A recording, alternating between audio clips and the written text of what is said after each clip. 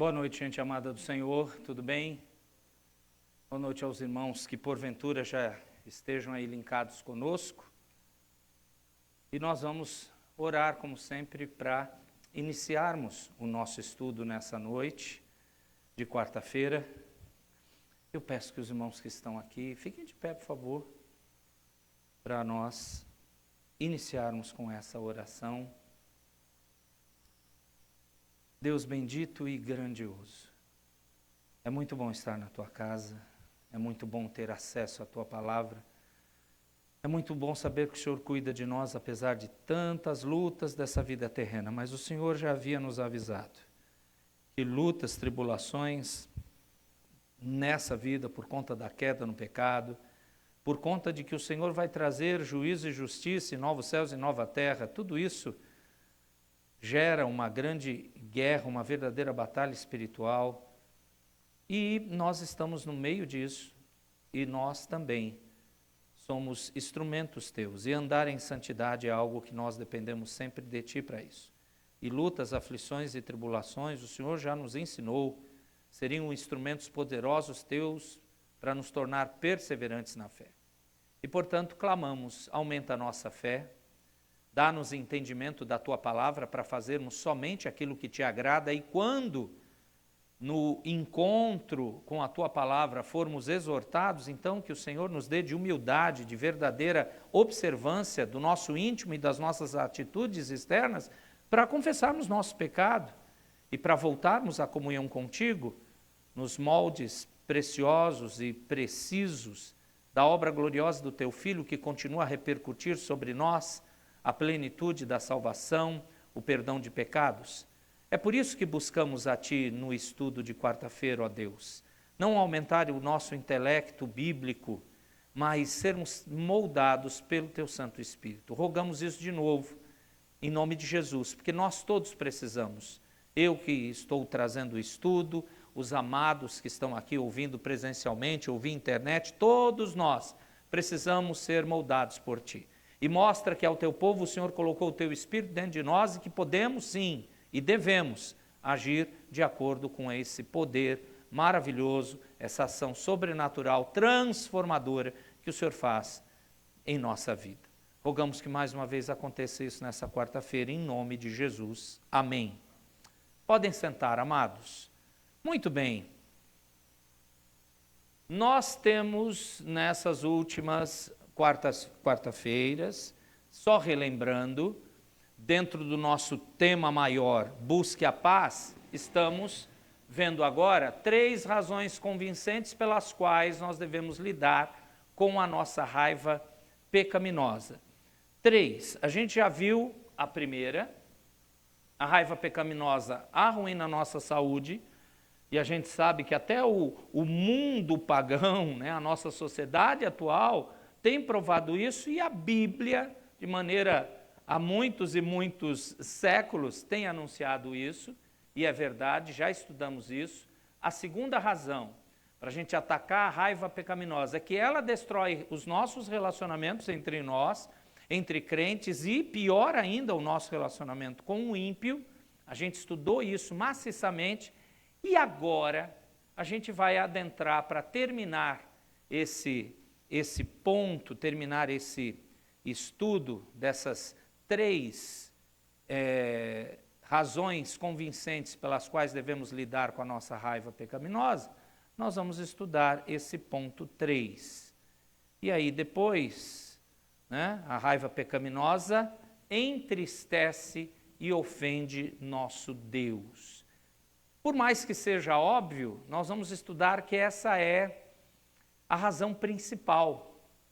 As outras 2 já são suficientes para nós vermos que é necessário lutar com a raiva pecaminosa, mas essa terceira é a mais importante de verificarmos. Se ela é mais importante, por que nós não vimos ela primeiro? Porque nós iríamos desprezar as outras 2. E as outras 2 nós conseguimos camuflar. A gente consegue dar desculpa na questão da nossa saúde. Por que você está assim, mal? uma dor de cabeça, alguma coisa do corpo, você vai camuflar com remédios, opinião do mundo, ou mesmo a experiência de uma outra pessoa, e não vai focar que é a razão, o disparo disso é a sua raiva pecaminosa.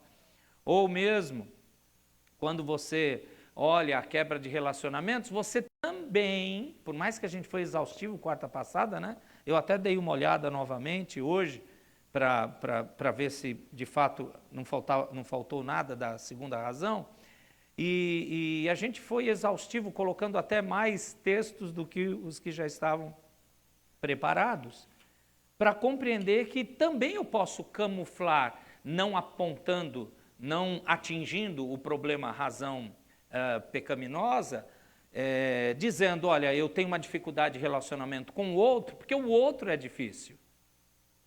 Né? Seja no casamento, seja pais e filhos, seja com irmãos ou irmãs da igreja, né? O outro. E aí eu não consigo me livrar dessa frase de Saramago, esse conhecido autor já falecido da nossa sociedade, não cristão, é claro. Saramago tem uma frase num dos seus livros onde ele coloca assim: o inferno é o outro. Bom, isso deixa bem claro como é que o ser humano consegue terceirizar a razão de, por exemplo, dar justificativas à sua raiva contra o outro, que a Bíblia nos ensina que é uma raiva pecaminosa. Então, a questão de ser prejudicada à saúde e a questão de quebrar relacionamentos interpessoais, eu posso terceirizar essa culpa, eu posso camuflar. Então, quando você coloca, por isso a razão de colocar em último lugar, nós olharmos que a raiva pecaminosa entristece e ofende nosso Deus. E aqui, somente a partir do conhecimento de quem Deus é, do Evangelho, da necessidade de salvação, aí é que você e eu vamos começar a entender por que devemos lutar com a raiva pecaminosa, né? Então, as duas últimas razões, saúde pessoal e paz relacional, elas devem nos motivar a lidar biblicamente com a nossa raiva. Fizemos isso. Só que não é suficiente para tratar. E aí eu creio que o nosso irmão Marcos Freire vai poder projetar também os textos, isso. O diácono Felipe já nos ajudou aqui com os slides, a gente agradece. Então, por ser estudo de quarta, os irmãos que trouxeram Bíblia, marquem nas suas Bíblias, os irmãos que estão na internet vão poder ver os textos. A conclusão, já podemos ter uma primeira conclusão, né? Vou repetir, esse terceiro motivo é o motivo mais importante. Porque eu poderia dizer que envolve o nosso relacionamento com Deus. A nossa raiva pecaminosa quebra o nosso relacionamento com Deus. Ok? Então, a gente tem que lidar com a nossa raiva, nós temos que aprender a lidar com isso para evitar o desagrado de Deus e para trazer-lhe honra e alegria. Então, esse é o peso maior. Essa frase que eu vou mencionar, eu já usei em sermões, eu creio que ela resume muito bem o ser um cristão, um ser, como nós demonstramos sermos alguém que ama a Cristo, que serve a Deus. O seu amor a Deus, deixa eu formular a frase do jeito que ela é. Nós temos que ser conduzidos por um amor maior para poder lidar nessa vida com aquilo ou ter atitudes que estarão de acordo com aquilo que Deus quer. Qual é esse amor maior? Tem que ser a Deus. Então vamos lá. Por ter um amor maior a Deus, eu vou poder cuidar melhor da minha saúde. Né? Eu vou linkar a primeira razão e a segunda razão para a gente chegar na terceira, que na verdade a terceira é a principal. Então vamos lá. Por meu amor maior a Deus, eu cuido da minha saúde e do meu corpo. Um exemplo, Vamos ver 1 Coríntios 3,16, só um exemplo, não vou ser exaustivo, não é esse o objetivo aqui para a gente terminar esse terceiro ponto. 1 Coríntios 3,16. 1 Coríntios 3,16, olha lá. Não sabeis que sois santuários de Deus e que o Espírito de Deus habita em vós? Só emendando com o 17, se alguém destruir o santuário de Deus, Deus o destruirá, porque o santuário de Deus, que sois vós, é sagrado. O nosso corpo é templo do Espírito Santo, então ele se torna sagrado, porque com esse corpo eu glorifico a Deus, o obedecendo, eu glorifico a Deus, o santificando, eu não me envolvo com questões de imoralidade, eu não devo me envolver com questões de idolatria, e agora não tem nada a ver com questão fitness, mas quando nós perdemos o controle com a questão alimentar, nós estamos sendo idólatras. Eu quero me satisfazer, ou estou alegre, como muito, estou triste, como também, ou estou tão alegre que perco o apetite, ou estou triste, perco o apetite. Até aquelas disfunções, anorexia, bulimia, por exemplo, isso tudo tem a ver com pontos idólatras. Estou exaltando alguma coisa, estou querendo buscar uma satisfação, uma ideia, uma imagem, e estou destruindo esse corpo. Então, na verdade, um crente não é saudável, não tem que buscar ser saudável, porque ele tem que aparecer bem no Instagram. Não. Aliás, tem muitos programas que deixam você, né? Uma vez alguém brincou, colocou o meu rosto em cima de um corpo de um halterofilista, né? Musculoso. Aí, ó, pronto, tá bonitão. Isso é uma montagem, isso é mentira. Aliás, diga-se de passagem, a vida das fotos trabalhadas de Facebook, Instagram e essas coisas de rede social estão nos ensinando a sermos mais mentirosos e não encararmos a verdade. Mas muito bem, o meu amor maior a Deus faz com que eu cuide do meu corpo. Então, eu vou aprender a lidar com estresse, depressão, ansiedade, biblicamente. Eu vou aprender a entender que eu vou me satisfazer no Senhor e não é na comida e tal. Ai, mas é tão bom. Eu sei disso. É maravilhoso, né? Como é que é a brincadeira para nós crentes? O camarada foi convertido, a pessoa foi salva. Crente não fuma, não bebe, não cheira. Come. Não é? Bom, enfim, muitas ilustrações poderiam ser usadas nisso. Não. A minha raiva pecaminosa pode dar um descontrole no meu corpo e eu vou pecar. O meu amor maior a Deus faz com que eu entenda, por exemplo, 1 Coríntios 3, 16, 17. Meu corpo é templo do Espírito Santo. Eu preciso cuidar disso. Se eu tenho alguma doença, eu sou cardíaco, controle de pressão, preciso tomar um remédio, isso é físico. Ótimo, eu não posso brincar com isso. Eu sou pré-diabético, eu não posso brincar com açúcar, não posso.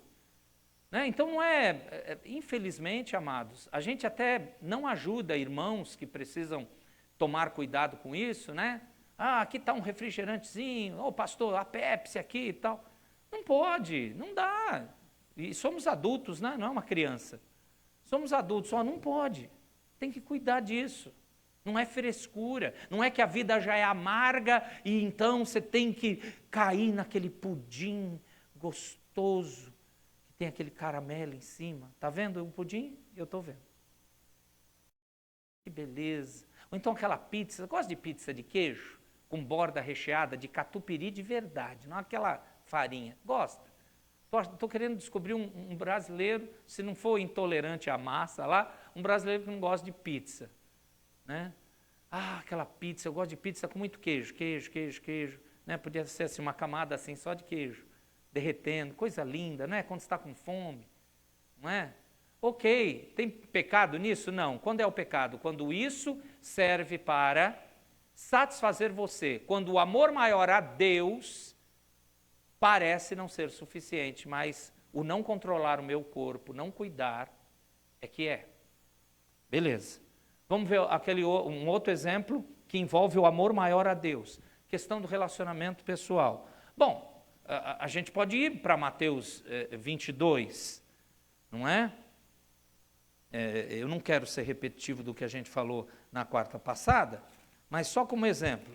Jesus chegou lá, Mateus 22, deixa eu achar o versículo objetivo aqui, para a gente não gastar muito tempo nessa parte que ainda é ilustrativa. Mateus 22...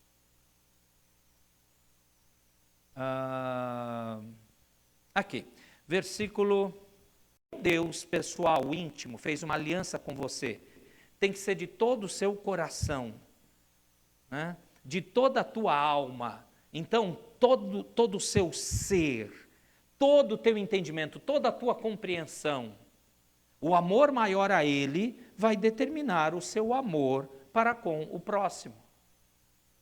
Então, o meu relacionamento com Deus faz com que eu entenda que sou um pecador e Deus tratou o meu pecado. Então, eu vou tratar com o meu semelhante assim. Esse semelhante pode pecar contra mim, eu posso pecar contra esse semelhante. Isso vai gerar divisão, quebra. Então, por eu ter um amor maior ao Senhor, eu vou ter um relacionamento de pedir perdão e perdoar. Por Deus ter sido bom com aquele que Ele salvou, a ponto de não condená-lo ao inferno, ou não mandar gratuitamente coisas ruins, destrutivas para este ser humano, ao contrário, Ele faz tudo cooperar para o bem, mesmo aquilo que chamamos de problemas, tribulações, o Senhor está usando para nos moldar, portanto, Deus sabe o que é melhor para nós, a vontade dEle é boa, agradável e perfeita. Por conta de eu saber isso e, portanto, ter um amor maior a Deus, eu vou fazer a mesma coisa com o meu semelhante. Eu não vou ser rude com ele, esbofeteá-lo. É a mais maravilhosa do mundo. Ela é perfeita, eu não posso perder essa mulher de jeito nenhum. Por mais que eu possa dar esses qualificativos para ela, mas a gente sabe que, na realidade, todos são pecadores e dependentes de Deus. Eu mantenho e luto pelo meu casamento por causa do meu amor maior. Qual é o amor maior? Deus. Entende? Se você conseguiu pegar, envolvendo as duas primeiras razões que nós já estudamos exaustivamente, resumindo nessa questão, agora você entende por que eu devo aprender a lidar com a minha raiva para evitar que Deus se desagrade, porque é para Ele é o meu amor maior, Ele é o meu tesouro de grande valor, Ele é a pérola de grande valor. Deus é o Evangelho, Deus, e aí é uma frase de John Piper, ele tem um livro que fala, Deus é o Evangelho. Naquele livro ele trata de que Deus, na sua soberania, manifestou um amor por nós, e isso Ele fez, não porque nós somos o centro, Ele é o centro. É por causa dEle, para a glória dEle. Aliás, se você pegar depois, não agora, porque demora muito, Efésios capítulo 1, a partir do verso 3, leia depois em casa, e marque quantas vezes aparecem as seguintes frases. Isso foi feito para louvor da glória de Deus, por causa da vontade do Senhor, pelo beneplácito do seu querer, para louvor da glória. Quando você marca isso só no capítulo 1 de Efésios, a partir do verso 3, você vai descobrir uma coisa incrível. A salvação tem um objetivo, a glória de Deus. E não só você ser salvo. Nós nunca somos o centro, Ele é.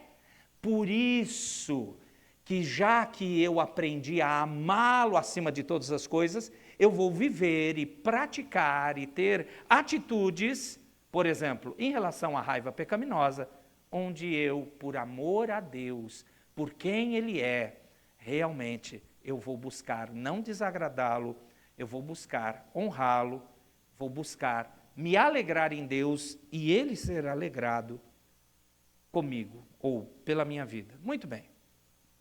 Vamos dar uma olhada num texto específico agora, vendo esse nosso terceiro ponto, que a raiva pecaminosa, infelizmente, ofende e entristece o nosso Deus. Efésios capítulo 4. A gente já olhou esse texto e eu queria que você voltasse para ele, o verso 31.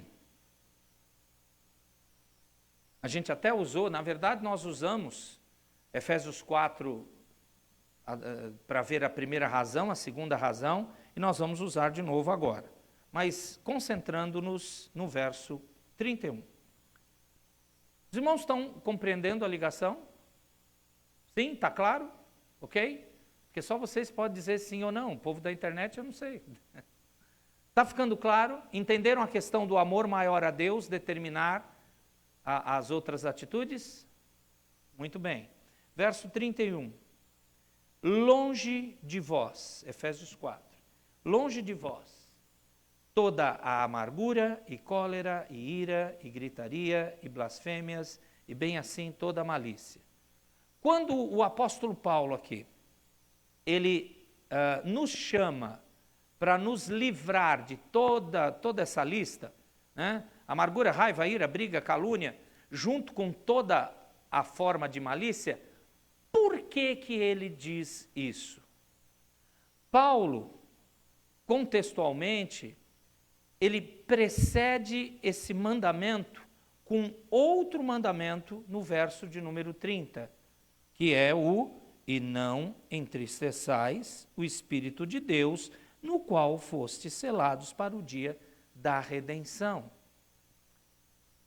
Essa ordem aqui, a ordem do que está escrito no verso 30, vir antes do verso 31, tem uma razão. Em outras palavras, você conectar versos 30 e 31 significa que a pior consequência da raiva não é colite, problema físico, nem você deu tanta vazão para sua raiva pecaminosa que seu casamento acabou em divórcio.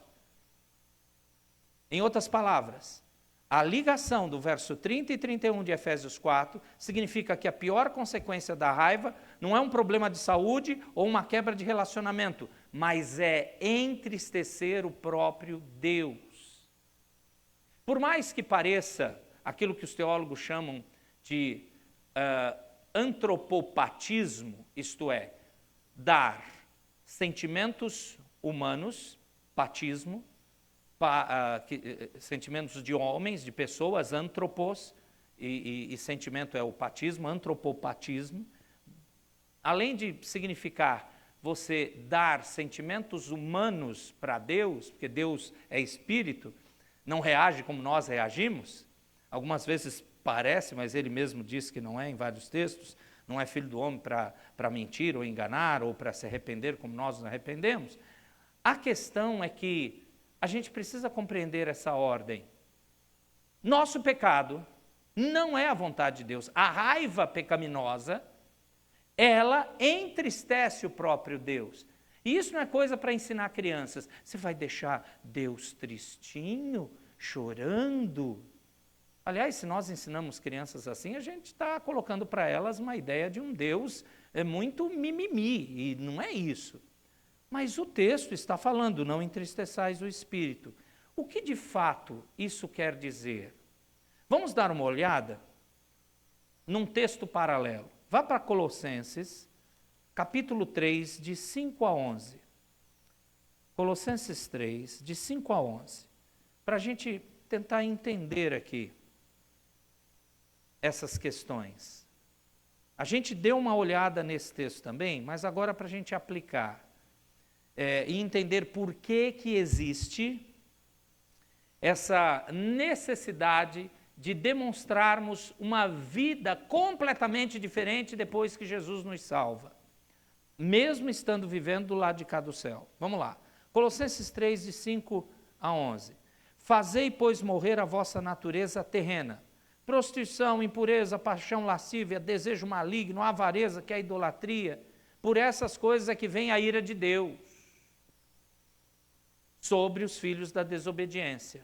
Pare aí no 6. A ira de Deus vem contra o pecado. Eu fui resgatado e salvo.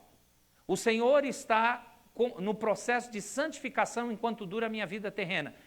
Eu, como cristão, como alguém salvo, tenho que biblicamente aprender, e o entendimento bíblico é que agradava a Deus e a ira dele estava sobre nós. É só lembrar, não precisa projetar, só lembrar, João 3,36. Quem crê no Filho tem a vida eterna. Quem se mantém rebelde contra o Filho não verá a vida, e sobre essa pessoa permanece o quê? A ira de Deus. Ok, mas Paulo está falando para crentes, para nós, os irmãos de Colossos e, portanto, a gente. Nós recebemos o poder, nesse processo de santificação, de fazer morrer. É um processo que Deus quer agora, que estamos vivos nele, Ele quer a nossa reação. Ele não só quer baseando-se na nossa força. Ele colocou o seu Espírito, Ele deu a sua palavra, Ele deu a nós todos os recursos para a gente poder lutar contra o pecado e ver na ação maravilhosa e amorosa dEle o moldar em nossa vida da sua vontade, do seu querer. Ok, eu vou detectar na minha vida a lista do verso 5 de pecados, eu sei que isso traz a ira de Deus sobre os filhos da desobediência, mas eu não sou mais um filho da desobediência, verso 7. Agora sim, Colossenses 3,7. Sair andando. Não. Ele está dizendo assim: nessas questões que classificavam a gente, antes de Jesus nos salvar, como filhos da desobediência, nessas coisas nós vivemos. Nós praticamos isso. Nós éramos escravos disso. Éramos, presta atenção de novo no verso 7. Ora, nessas mesmas coisas, passado, andastes vós também. E ele ainda acrescenta, noutro tempo. Qualquer vão até os pés. Já viu isso? Filme em filme? Alguns devem ter. Eu te dou um casaco desse, ok? Aí você está aí se sentindo quentinho, mas você não sabe que eu tenho aqui 2 galões de gasolina. Eu jogo em cima daquela roupa peluda, e você sabe que encher a ira, ou filho da desobediência, aliás, isso na cruz é Romanos capítulo 6. A gente precisa repetir isso à exaustão. Leia sempre Romanos capítulo 6, incluído. Nós falamos mais da nossa filiação ou união com Cristo.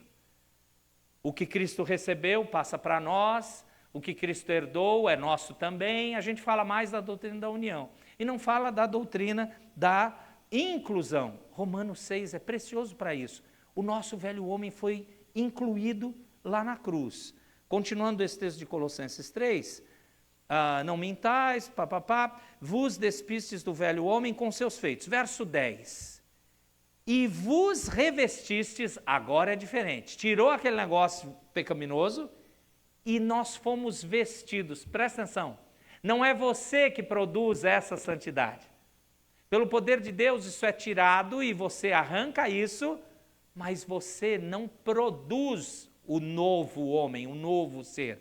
Você é vestido. É como se você ganhasse, então, uma vestimenta nova, sem problema, sem o fogo, sem a gasolina, sem dificuldades.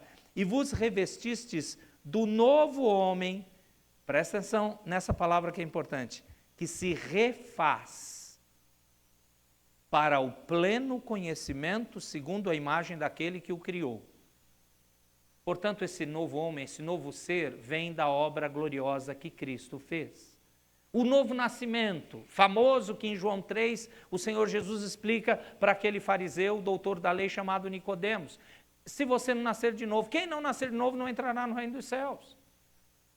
É uma nova criatura. Quem produz isso? A própria pessoa? Por isso que Nicodemos não entendeu. Como é que é? Eu vou voltar para o ventre da minha mãe e nascer de novo? Não, você não produz. Aí Jesus fala, é nascer da água e do Espírito. É algo que Deus faz em você. Ok, por causa disso, da nossa conversão, recebemos as condições sobrenaturais e enquanto durar a nossa vida terrena, não esqueça isso, enquanto durar nossa vida terrena, tudo que for pecaminoso e vir a nós ou ainda estiver em nós, tem que ser arrancado. Tirado, por causa da obra salvadora. Então eu vou lutar com o pecado, processo de santificação, o velho homem sempre está morto, e eu cada vez mais busco santidade. Quando isso não acontece, Deus vai agir de uma maneira mais intensa nessa transformação.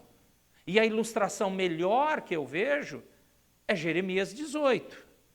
Vamos parar aqui no Colossenses, vamos lembrar de Jeremias 18? Rapidinho.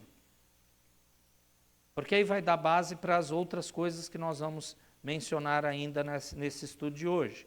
Jeremias 18, está lá Deus falando, desde o verso 1, palavra do Senhor que veio a Jeremias dizendo, aqui não foi uma visão, mas foi uma ordem simples, de Jeremias ir para um lugar e observar alguém trabalhando. Verso 2, Jeremias 18, dispõe-te, desce à casa do oleiro, e lá ouvirás as minhas palavras. No verso 3 fala que ele viu lá o oleiro fazendo a sua obra nas rodas, né? Rodas porque naquele tempo é um mecanismo manual, pequenas engrenagens de madeira, onde havia um pedal, ele ia pedalando, ou muitas vezes girando com a mão, e uma roda onde estava o barro girava manualmente, não mecanicamente, né? Hoje tem máquinas que fazem isso. E o oleiro desenha com as suas mãos aquele barro mais molhado, mais maleável, para sair o vaso que queria. Verso 4 de Jeremias 18. Como o vaso que o oleiro fazia de barro se lhe estragou na mão, tornou a fazer dele outro vaso, segundo bem lhe pareceu.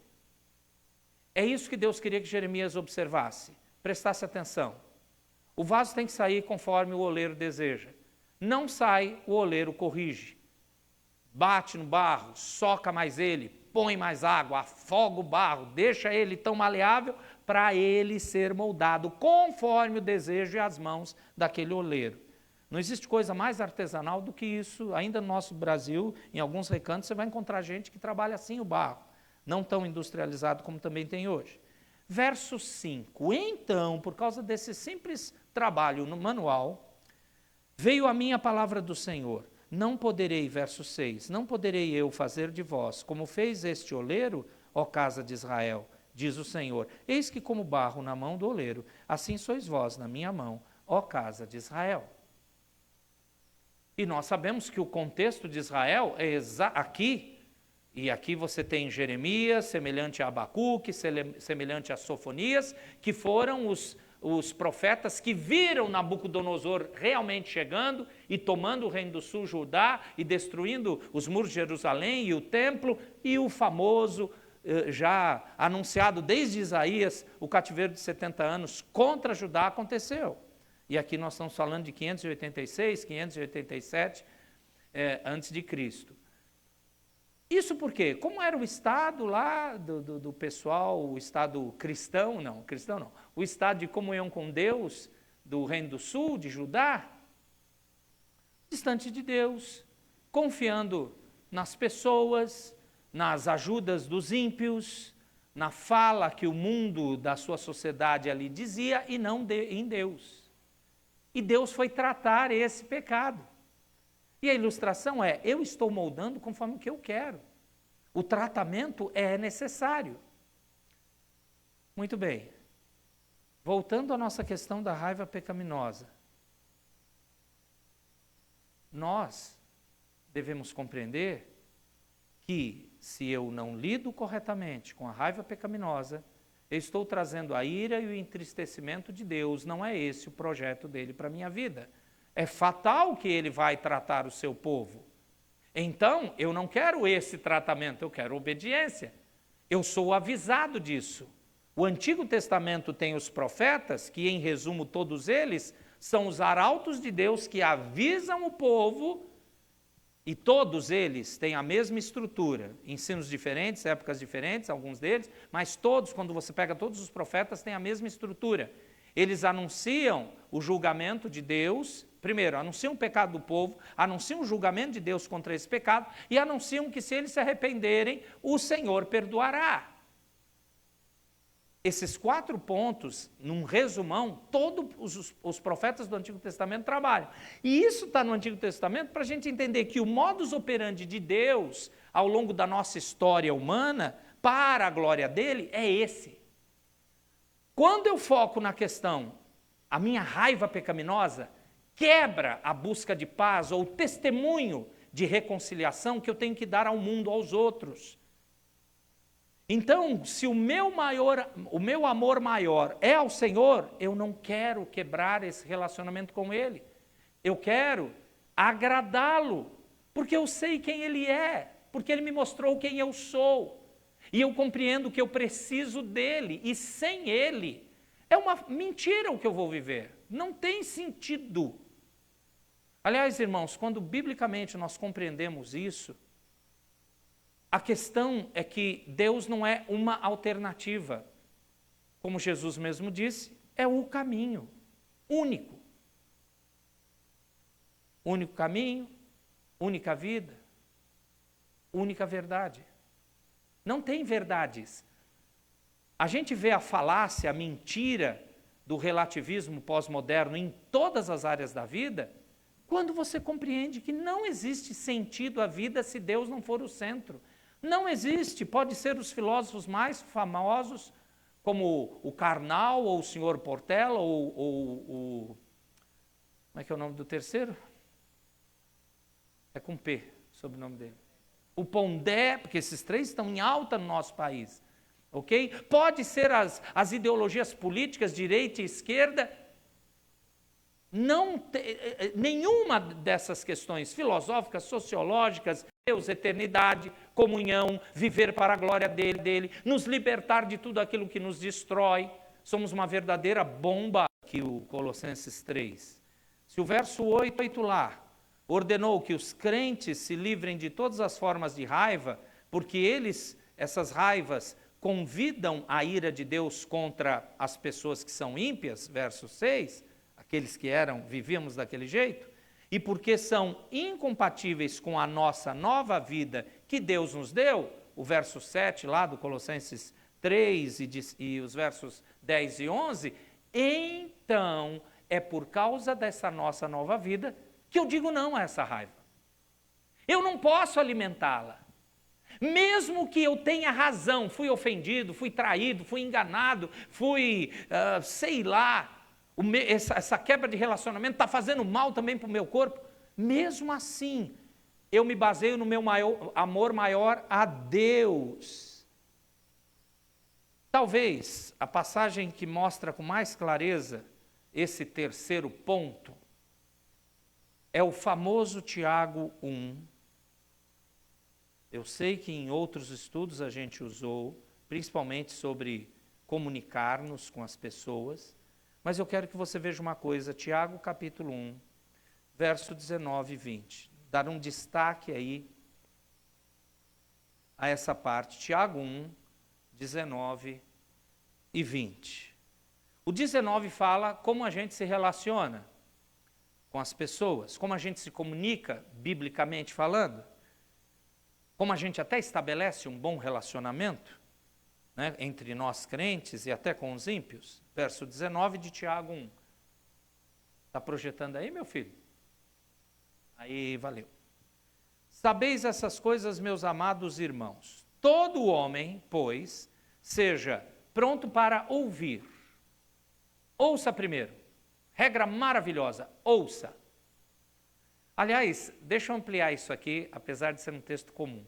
Como é que nós somos salvos? Relembrando princípios bíblicos, somos salvos porque falamos com Deus ou somos salvos porque ouvimos Deus? Proclamação do Evangelho é ouvir Deus falar. Eu lembro de Romanos 10, aquela sequência onde Paulo começa de trás para frente, né? Na verdade, olhando de trás para frente, quando pessoas anunciam do Evangelho, você então crê na pregação da palavra e por crer, você ouve primeiro, crê e invoca o nome do Senhor para ser salvo.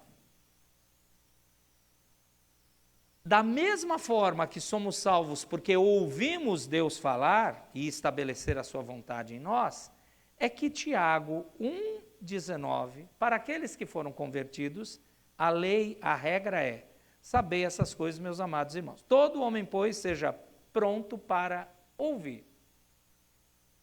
E só quando você ouve bem é que você entende. Se você não ouve bem, você tira conclusões erradas. E se você não ouviu direito, é muito mais bonito não só educado, mas muito mais bíblico, você pedir para a pessoa, por favor, eu não entendi, dá para repetir? Um professor do seminário, a exaustão, um professor que deu a matéria de português para nós, ele falava até que o pastor tem que se comunicar bem e que é muito mais educado quando você fala uma coisa e a pessoa não ouviu, não quis ouvir, foi precipitada e falou outra, é muito mais educado você falar assim, olha, eu não me fiz entender, eu não consegui esclarecer, deixa eu falar de outro jeito, do que a gente falar aquilo que é a nossa cultura brasileira. Ih, você não entendeu, você está vendo? Você joga a culpa no outro, você já criou uma crise. Você não diz isso, você não entendeu. Eu vou explicar de uma outra forma, eu não consegui ser claro. Primeiro que você atrai a atenção da pessoa, e segundo que você ganha a oportunidade de realmente esclarecer, para que ela cumpra esse princípio bíblico. Em primeiro lugar, pronto para ouvir, vírgula, tardio para falar. Tardio por quê? Porque eu tenho que segurar minha língua? Não, porque você precisa processar aquilo, entender aquilo, compreender aquilo. Até para você compreender a vontade de Deus, você precisa ler bastante, ouvir Deus, compreender mesmo a vontade dele antes de falar, é isso, eu vou fazer isso aqui. Né? É aquela história de, eu vou ouvir Deus falar. Senhor, fala comigo, eu leio um negócio, mas se não é do jeito que você quer, eu não entendi, deixa eu ver de novo. Aquelas antigas caixinhas de promessa, né? Já mencionei essa tristeza, né? Muito tempo atrás tinha isso, que só tinha promessas bíblicas boas separadas numa caixinha. Lembra disso, Abraão? Então, é do nosso tempo. Essa juventude, não, deixa eu ver aqui. Bruno, você já viu caixinha de promessa? Já, olha, então, existe ainda? Existe, inacreditável. Não, isso eu sei. Mas as pessoas separarem, né? Era assim, só o que era bom. Não é desse jeito. A questão é, do mesmo modo que eu tenho que ouvir e compreender a vontade de Deus, a mesma coisa com o próximo, tardio para falar. E aí, mais tardio, é a ideia de Tiago, tardio para se irar. E pode ser que eu não compreendi nem a vontade de Deus, nem o que a pessoa fala, eu me precipitei em não querer ouvir, e portanto não compreendo direito, e aí eu posso me irar com isso. Não, mais tardio ainda em se irar. Agora o verso 20, por quê?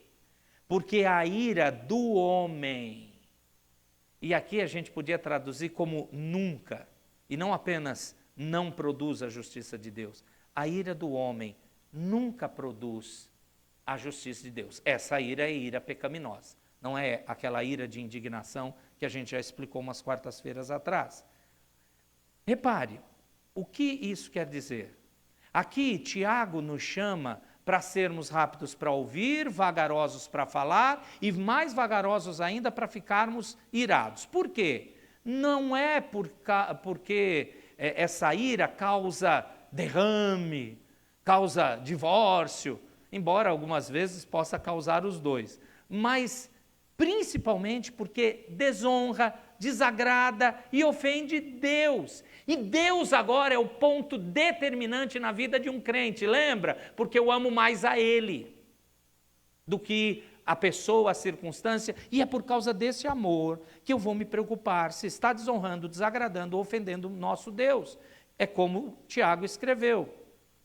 Pois, verso 20 aqui, no caso, porque, na nossa tradução, mas pode ser tanto pois como porque, é uma preposição explicativa em grego, porque a ira do homem não vai produzir a vida justa que Deus deseja. Muito bem. Portanto, para o cristão, o pior resultado da raiva é ela desonrar, desagradar e ofender o Senhor.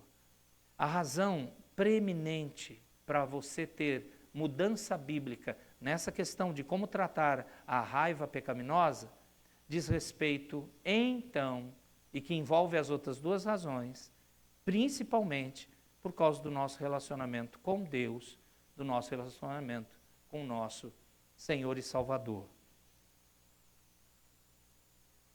Isso quer dizer que é uma desculpa que nós usaríamos, que nós usamos, quando a gente fala, não teve jeito, o meu gênio é assim, o meu jeito de ser é assim. É uma desculpa pecaminosa, triste, que eu ou vocês já utilizamos, de falar, mas eu tive que ser duro. Não, é uma desculpa. Na verdade, me parece que nós crentes devemos ser muito vagarosos em reagir. Temos que ser mais prontos a pensar, em primeiro lugar, essa minha atitude raivosa agradará a Deus? Até essa frase já dá a resposta. Uma raiva pecaminosa vai agradar a Deus? Não. Então, e por não demonstrar o amor maior ao Senhor, não vai fazer bem nem para o meu corpo e nem para o meu interlocutor, para a pessoa que eu estou conversando.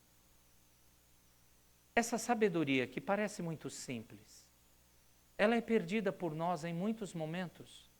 E nesse ponto, para a gente fechar esse nosso estudo, nesse ponto, eu poderia citar, lembrando que esse material é do pastor Robert Jones, um grande conselheiro bíblico americano, um pastor batista. Ele, quando ele escreveu o livro, que é eu estou resumindo um capítulo desse livro, não tem em português, nós temos apenas pequenos pontos dele falando sobre a ira, o lidar com a ira. Quando ele foi fazer o seu livro, que foi a pesquisa do doutorado dele, o nome do livro que não tem em português é Desarraigando a Raiva, procurando ajuda bíblica para um problema comum, problema da raiva. Não tem em português ainda. Para ele fazer essa pesquisa, ele diz que ele leu vários livros sobre a raiva, escrito por terapeutas, por psicólogos, tanto seculares como cristãos. E ele esperava que os escritores seculares não falassem de Deus, quando tocasse no assunto da ira, evidentemente. Só que o que ele descobriu, e ele ficou muito triste com isso, é que o número de escritores cristãos basicamente fizeram a mesma coisa, apenas apontando a ira como sendo, como resultando de problemas, quebrando relacionamentos e a saúde, e não mencionando o relacionamento com Deus, né? Então, de acordo com esses conselheiros, até cristãos, dos livros que ele pesquisou, a raiva é ruim por causa do que ela faz à minha saúde e aos meus relacionamentos, mas não ao meu Deus. O motivo, então, para mudar, por sua vez, facilmente torna-se um motivo egocêntrico. Mude essa sua raiva para você ter boa saúde. Mude a sua raiva para você ser bem querido ou agradável aos outros. Então, para agradar a mim mesmo ou às outras pessoas. E não em primeiríssimo lugar, por isso a terceira razão tem que ser estudada por último, não em primeiríssimo lugar para agradar o nosso Criador e Redentor. Esse é o ponto. Se você não entender que tem que tratar a raiva pecaminosa, não porque vai ofender o outro, não porque vai fazer mal para a sua saúde, mas em primeiríssimo lugar, isso não tem nada a ver com Deus, isso reflete, se você não entende isso, se eu não entendo assim, isso reflete o nível de comunhão que eu tenho com Deus. Que nível? Baixo. 0. Você pode amar pessoas, considerá-las. Você pode ser educadíssimo com elas, mas nunca confrontá-las se elas tiverem atitude pecaminosa. Aí você vai dizer, mas é porque eu considero essa pessoa, eu gosto dela, eu a amo. Não, é mentira. Você tem medo da opinião dela. Então, você nem arranja nenhum conflito com ela. Você até controla a sua raiva, mas é por uma ação egoísta. Eu tenho medo da opinião dela. Ou eu não quero mesmo me envolver com o problema dela. E eu nem sei como resolver isso, então. Ou, olha, eu vou cuidar do meu corpo, porque Porque eu quero que as pessoas gostem da minha imagem. Então, eu até controlo a minha raiva, a ira, que pode desencadear várias coisas no meu corpo, mas o motivo é ego, sou eu. Um cristão verdadeiro, um cristão arrependido. Em primeiro lugar, ele toma as atitudes, porque ele tem um compromisso com Deus. Quando esse fator é esquecido, escondido, ou abaixa de padrão, nós não lidamos mais com o pecado da raiva da forma certa. Mesmo que as outras duas razões, que são verdadeiras, sejam enfatizadas. Eu preciso colocar como carro-chefe a vontade de Deus para nós. É isso que significa ser cristão, pequeno Cristo. É isso que significa ser crente. Eu creio na vontade de Deus e compreendo que ela é melhor para mim. E é em cima disso que nós tomamos as atitudes bíblicas para agradar a Deus. A busca, e isso é a essência de adorar a Deus, né? Eu podia usar idolatrar a Deus, mas como a gente usa o sentido negativo da idolatria, eu adoro tanto ao Senhor que eu quero agradá-lo. E eu aprendi a amá-lo por tudo que Ele é e por tudo que Ele tem feito, porque Ele é Deus. E eu tenho prazer nisso. E eu serei beneficiado nesse relacionamento. Além da glória eterna, do céu, da vida eterna, de ter comunhão com Ele. O Espírito Santo, cada vez mais, via Bíblia, me mostra quem Ele é. Então eu me alegro com os atributos de Deus, com o poder de Deus, com a graça de Deus e também porque Ele cuida de mim, me manda recursos, perdoa meus pecados. E isso é a minha motivação, quero agradá-lo. Eu o temo porque eu sei quem Ele é, não brinco com Ele. Quando peco é horrível, me arrependo e corro para Ele. Porque o meu padrão é, eu amo mais a Ele do que a mim mesmo ou o que o mundo quer que eu ame. Qualquer outra razão, aí sai de adorar a Deus para uma idolatria. E a raiz de toda a idolatria somos nós mesmos. Deu para entender essa questão? Então, quando nós olhamos essas três razões, né? Agora, na ordem correta. Isso, vai de 3 ao contrário? Obrigado. A raiva pecaminosa entristece e ofende o nosso Deus. A raiva pecaminosa destrói, por conta da razão terceira, vai destruir meus relacionamentos interpessoais e a raiva pecaminosa vai arruinar a minha saúde. Ok? É por isso. Não é para ser agradável aos outros, é porque eu amo a Deus.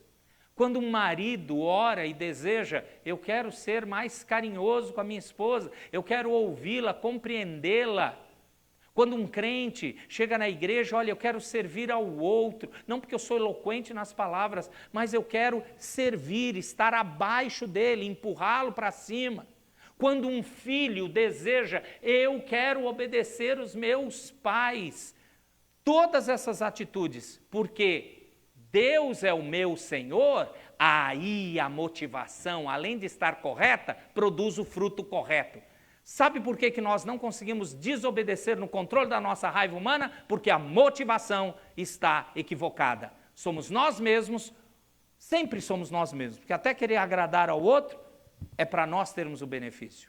Não é Deus. E se isso persistir, aí lamentavelmente você vai chegar no ponto de questionar. Deus é o seu Senhor mesmo? Ou você ainda está perdido, sem Cristo como Senhor e, portanto, ainda escravo da pecaminosidade. Mesmo se você chegar a essa triste conclusão, qual é a solução? Cristo. Prega o Evangelho de novo. Se arrepende dos seus pecados. E o Senhor nos restaure e nos salve. Ok? Que o Senhor nos dê perseverança nesse entendimento. Todos os dias, todos nós precisamos aprender e reaprender e não esquecer isso. Vamos ficar de pé e agradecer ao Senhor. Eu vou aproveitar que nós temos muitos irmãos aqui para interceder. Eu vou pedir para o presbítero Abraão orar por nós, pedindo que nós todos possamos, no poder de Deus, vivermos assim. Por favor, Abraão.